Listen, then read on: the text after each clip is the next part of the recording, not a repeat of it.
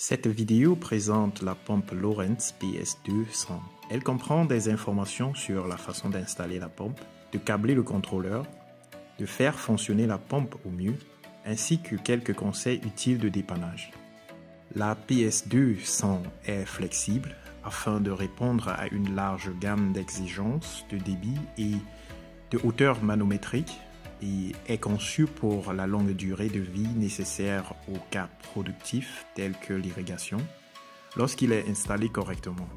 Avant d'installer votre pompe, assurez-vous d'avoir les matériaux suivants. Vous remarquerez qu'il y a beaucoup de matériaux qui sont inclus dans la livraison de la pompe et plusieurs qui devraient être achetés localement.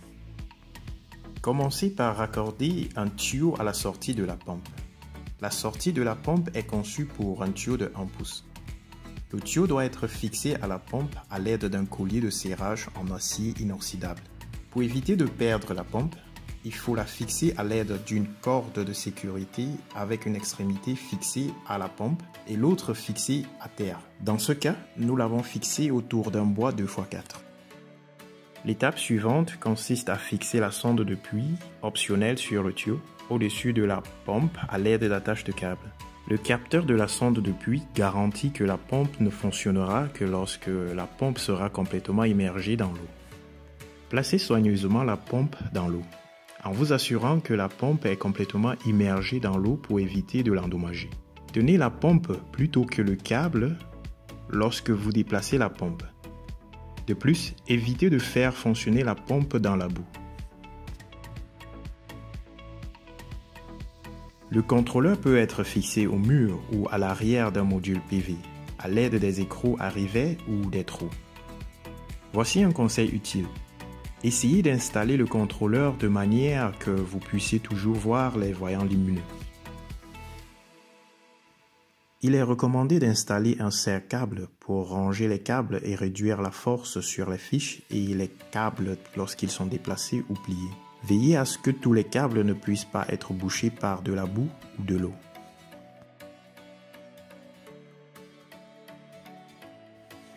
L'entrée A1 doit être utilisée pour le capteur de sonde de puits en option. Cette entrée a un délai de 15 minutes pour éviter des démarrages et arrêts inutiles qui réduisent également l'usure du système. L'entrée A2 est conçue pour allumer et éteindre la pompe à distance. Si aucun accessoire n'est utilisé, les pompes fournies doivent être insérées, sinon la pompe ne fonctionnera pas. Utilisez l'adaptateur MC4 fourni pour connecter le module PV au contrôleur.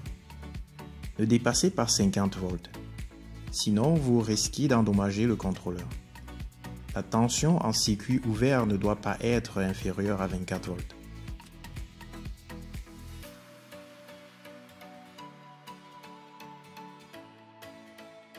Veillez à ce que le panneau solaire soit orienté vers le soleil. Même un peu d'ombre diminuera la puissance de sortie ou peut entraîner l'arrêt de la pompe.